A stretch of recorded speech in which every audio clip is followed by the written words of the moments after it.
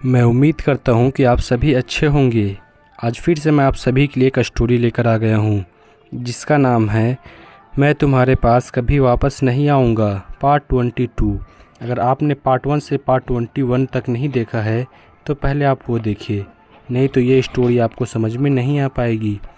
तो चलिए आज की स्टोरी शुरू करते हैं। डिम्पल ने अपनी नज़र सिद्धार्थ के सर से हटाकर जब उसके चेहरे पर करी तब उसने देखा कि उन दोनों के चेहरे एक दूसरे के बहुत करीब थे और सिद्धार्थ की आंखों में डिम्पल को फिर से वही प्यार नज़र आने लगा।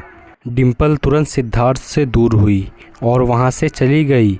सिद्धार्थ बस डिम्पल को अपने से दूर जाते हुए देख रहा था। क्लासरूम में कुछ स्टूडेंट अपनी जगह बैठे हुए थे तो कुछ अपने ही बातों में मगन थे। उन्हीं में डिम्पल जो अपनी सीट पर बैठी हुई थी और वहीं नोट्स बना रही थी। वहीं उसके पीछे बैठा हुआ सिद्धार्थ बस उसे ही देखे जा रहा था। तभी क्लासरूम में प्रोफेसर आते हैं जिसके साथ ही सभी स्टूडेंट खड़े होकर उन्हें मॉर्निंग विश करते हैं।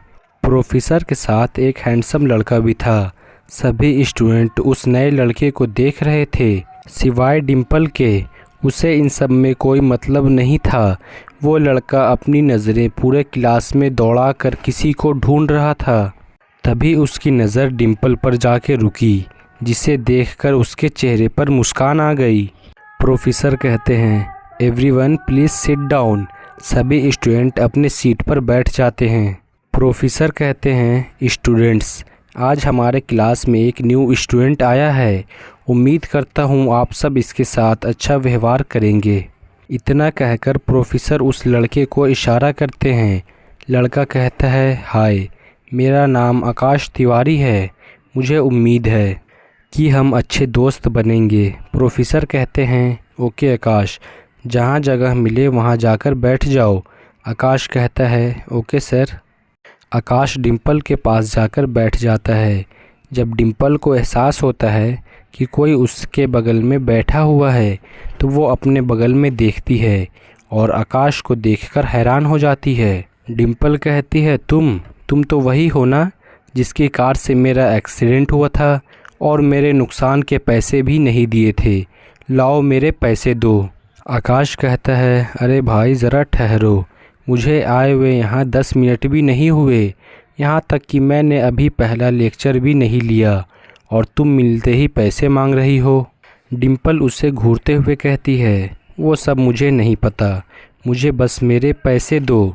आकाश उसके सामने हाथ जोड़कर कहता है अरे दे दूंगा मेरी माँ, अभी थोड़ी देर पढ़ाई तो करने दो। डिम्पल उसकी बात सुन मुंह बना लेती है और अपना ध्यान लेक्चर की तरफ कर लेती है। आकाश उसके बिगड़े मुंह को देखकर धीरे से हंसने लगता है।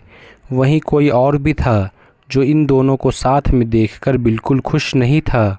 क्लास ओवर होने के बाद सभी स्टूडेंट क्लास से बाहर जाने लगे। डिम्पल जैसे ही जाने लगी आकाश भी उसके पीछे जाने लगा। जब डिम्पल को महसूस हुआ कि कोई उसके पीछे आ रहा है तो वो तुरंत अपने पीछे पलटती है। उसके सामने आकाश खड़ा था जो उसे अपने दांत दिखा रहा था। डिम्पल कहती है क्या है? आकाश कहता है तुम कहाँ जा रही हो? डिम्पल कहती है तुम्हें क्यों बताऊं? आकाश कहता है तुम्हें अपने पैसे चाहिए या नहीं? डिम्पल अपने गुस्से को दबाते हुए कहती है लाइब्रेरी जा रही हूँ मैं। आकाश कहता है क्यों? डिम्पल इरिटेट समूह बनाकर कहती है क्योंकि सभी स्टूडेंट को प्रोजेक्ट मिला है और मुझे अपना प्रोजेक्ट कंप्लीट करना है, तो मैं भी वही करने जा रही थी। जान लिया, हो गई तसल्ली, अब मैं जाऊं? आकाश कहता है बस एक और सवाल। डिम्पल कहती है पूछो। आकाश कहता है ये जो प्रोजेक्ट मिला है वो अकेले बनाना है? डिम्पल कहती है नहीं, पार्टनर के साथ कंप्लीट करना है। आकाश कहता है तो तुम्हारा पार्टनर कौन है? डिम्पल कहती है मेरा कोई पार्टनर नहीं है, कोई मेरे साथ प्रोजेक्ट नहीं बनाना चाहता। आकाश कहता है तो मैं तुम्हारा पार्टनर बच जाऊं? मतलब मैं नया हूं तो तुम मेरी मदद भी कर देना और तुम्हें एक पार्टनर भी मिल जाएगा। डिम्पल कहती है बात तो तुम्हारी सही है, ठीक है फिर चलो मेरे साथ। डिम्पल आकाश को लेकर लाइब्रेरी जाने लगती है पर आकाश उसे रोक लेता है। डिम्पल कहती है क्या हुआ? आकाश कहता है पहले कुछ खा लेते हैं ना, फिर आराम से प्रोजेक्ट करते हैं ना। डिम्पल उसे घूरने लगती है। आकाश कहता है प्लीज़ डिम्पल। डिम्पल कहती है ओह क्या मुसीबत है, चलो ठीक है। यह सुनकर आकाश बहुत खुश हो जाता है और डिम्पल के साथ कैंटीन की तरफ चला जाता है। डिम्पल कहती है जो खाना है जल्दी खाओ। आकाश कहता है मुझे कैंटीन का खाना अच्छा नहीं लगता, मुझे तो घर का बना खाना पसंद है। डिम्पल कहती है तो मैं क्या करूं? आकाश कहता है तुम्हारे पास नहीं है क्या घर का खाना? डिम्पल कहती है तुम्हें किसी ने बताया नहीं, तुम लड़कियों से ज़्यादा नखरे करते हो। ये सुन आकाश हंसने लगता है। डिम्पल अपना सर ना में हिला देती है और अपने बैग से एक टिफ़िन निकालती है। डिम्पल कहती है ये लो।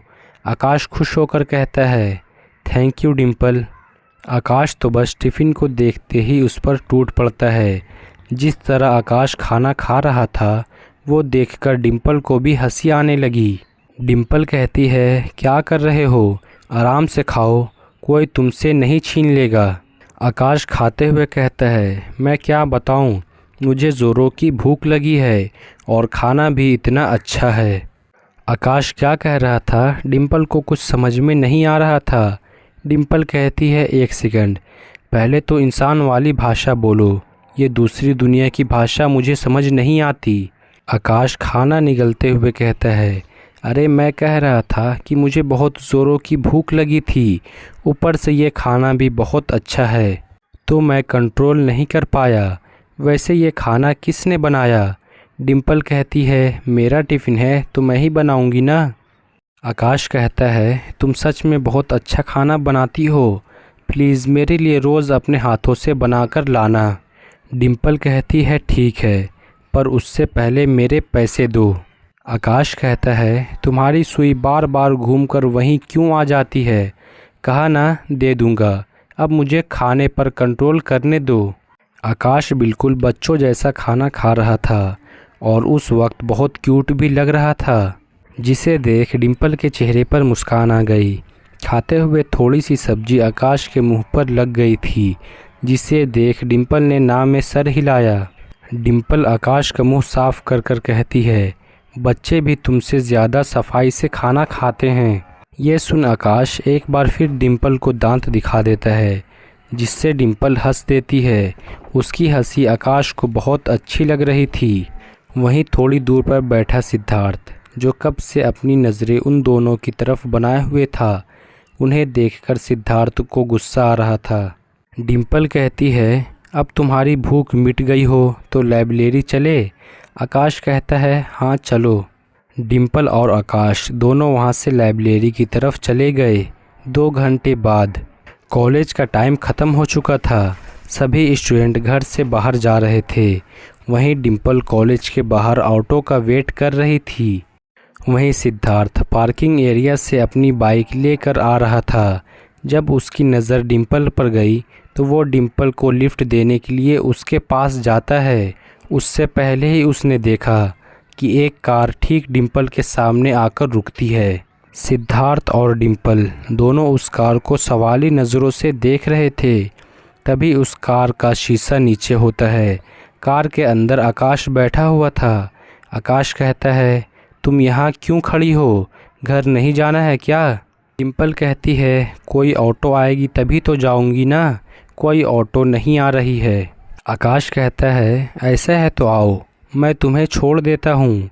डिम्पल झिझकते हुए कहती है नहीं, इसकी कोई ज़रूरत नहीं है। आकाश कहता है मैं तुम्हें कोई गुंडा या बदमाश नज़र आ रहा हूँ? अरे बाबा, मैं तुम्हारा कोई किडनैप नहीं करूँगा, आओ बैठो। डिम्पल कहती है अरे मैं चली जाऊँगी, तुम जाओ। आकाश कहता है तुम खुद बैठोगी या मैं ज़बरदस्ती बैठाऊँ? डिम्पल कहती है अजीब ज़बरदस्ती है, मिले हुए पूरा 1 दिन भी नहीं हुआ और तुम मुझ पर अपना हक जता रहे हो। आकाश कहता है मैं तो सिर्फ़ एक दोस्त के नाते कह रहा हूँ। डिम्पल कहती है ज़रा मुझे बताओगे हम कब दोस्त बने हैं? आकाश कहता है जब तुमने मुझे अपने हाथ का बना खाना खिलाया, उसी का कर्ज चुकाने दो, बैठो। डिम्पल कहती है डरामेबाज कहीं के। डिम्पल उसके कार में बैठ जाती है, जिससे आकाश बहुत खुश हो जाता है। डिम्पल के बैठते ही आकाश कार स्टार्ट करता है और वो दोनों वहाँ से चले गए। वहीं सिद्धार्थ उस जाती हुई कार को घूरे जा रहा था। वो भी गुस्से में वहाँ से चला जाता है। सिद्धार्थ के घर पर सिद्धार्थ जैसे ही हॉल में पहुँचता है, उसने गुस्से में ज़ोर से बाइक की चाबी फर्श पर फेंक दी। सिद्धार्थ कहता है वो अपने आप को समझती क्या है, मैंने उसे सुबह लिफ्ट दिया था ना, तो उसे उस लड़के के साथ जाना ज़रूरी था। मुझे तो ऐसे इग्नोर करती है जैसे कि मैं हूँ ही नहीं, और उस लड़के को तो अपने हाथों का बना खाना खिला रही थी। मुझे गुस्सा आ रहा है, मुझे समझ नहीं आ रहा क्यों, लेकिन मुझे अच्छा नहीं लग रहा है। मन तो कर रहा है उस लड़के की जान ले लूँ। तभी पूनम जी वहाँ आती हैं। पूनम जी कहती हैं सिद्धार्थ क्या है ये सब, क्यों ऐसे चिल्ला रहे हो? तुम्हारे पापा अभी ऑफिस से आए हैं, अगर उन्होंने तुम्हारी आवाज़ सुन ली तो बहुत गुस्सा होंगे। सिद्धार्थ कहता है मुझे फ़र्क नहीं पड़ता। सिद्धार्थ वहाँ से अपने कमरे में चला जाता है। पूनम जी सिद्धार्थ का व्यवहार देखकर हैरान और परेशान हो गई। पूनम जी कहती हैं ये ऐसे गुस्सा क्यों हो रहा है? हे भगवान, मुझे तो समझ नहीं आता कैसे इस परिवार को संभालूं। और इसके आगे का पार्ट कल आएगा। इसका अगला पार्ट देखने के लिए आप हमारे चैनल को सब्सक्राइब कर लीजिए, ताकि इसका अगला पार्ट सबसे पहले आपके पास पहुँचे।